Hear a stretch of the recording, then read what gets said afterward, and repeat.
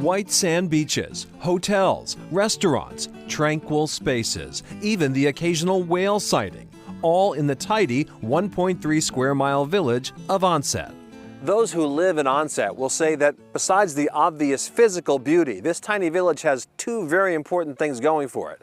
Number one, everything's within walking distance. And two, and perhaps most importantly, they say, they're on the right side of the canal. I really like Onset because it's like Cape Cod, but you don't have to deal with the bridge traffic. So that's huge. I mean, nothing against the Cape's great, but with the Cape without the hassle. Onset has been beset by a series of boom and bust periods. Originally home to Native Americans, it became in the 1800s a bustling religious retreat for spiritualists who believed they could communicate with the dead. It was a tourist mecca in the early 1900s when it was the last stop on the train line and a regular stop for jazz greats Cab Calloway, Duke Ellington, and others who performed at the Onset Casino. The Glen Cove Hotel saw those glory days and more before closing in 2008. John Salerno, whose family owns the popular Mark Anthony's Pizza Shop in town, then stepped in with his brother Mark, renovated and modernized the hotel, and reopened it. It's a hotel first, restaurant, lounge, 14 rooms. I want to run it as a hotel. There's contemplative breakfast every morning. There's private parking for the guests of the hotel. This dining room has 130-seat capacity restaurant with a full bar. They also have an 80-seat lounge downstairs with live music on the weekends and a kitchen pumping out quality steaks and seafood for both venues. I feel like it's a fun hotel. It's going to be a lot of fun. Onset was a fun town back in the day. It's getting back to that. Stonebridge restaurant owner Justin Hadley agrees. He's seen big changes in his 17 years here, continually expanding his popular restaurant and its menu as the village has attracted more visitors. A former farmer and banker, now a chef, Hadley enjoys the life of the village and the restaurant. I think what I like the most is the creativity. I get to be creative with my dishes. I also enjoy decorating this place. I've done a lot to make it look the way it is today. We have a lot of fun signs around, and also I really enjoyed collecting nautical items that are very unique. It's challenging to be bored with this job.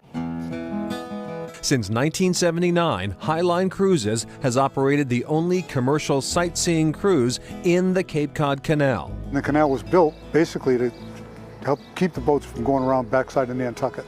That was called the Graveyard of the Atlantic. Over 3,000 ships, tugs and barges were lost going around. Getting the canal built put the first developer, August Belmont, into bankruptcy. But during World War I, the canal came of age as ships sought out the shortcut to avoid German submarines patrolling the Atlantic. The U.S. government bought the canal in 1928, and the cruise gives you all that history and more. Captain and General Manager John Lynch. The original canal was only 100 feet wide and 15 feet deep. Now it's 540 feet wide, minimum of 32 feet. It's the widest man-made sea level canal in the world.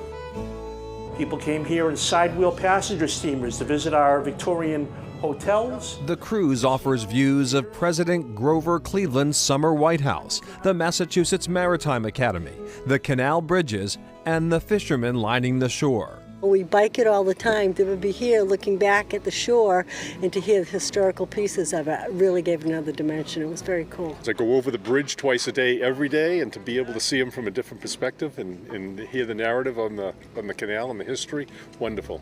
Captain Lynch finds it is a unique perspective for passengers. I think it's a combination of the fact that people have gone over the canal, but never through the canal. And it's just beautiful. And the very same thing can be said of the little village of Onset, not over the bridge, just before it, and beautiful. And John Salerno of the Glen Cove Hotel points out when the bridges were built in 1935, there was a definite shift in tourists and development coming to the Cape. Right, everyone was going to the Cape, but as traffic has gotten worse over the years, The bridges that once pulled people away and took them to the Cape are actually now driving people back toward Onset. They're having a bit of a resurgence. By the way, a very large Cape Verdean community in Onset, and the annual Cape Verdean Festival, one of the biggest events of the year. It was just a couple of weeks ago in August, and a fun and vibrant community there, and a great event every summer. Indeed. Coming up on the North Shore, the sand is alive with the sound of music.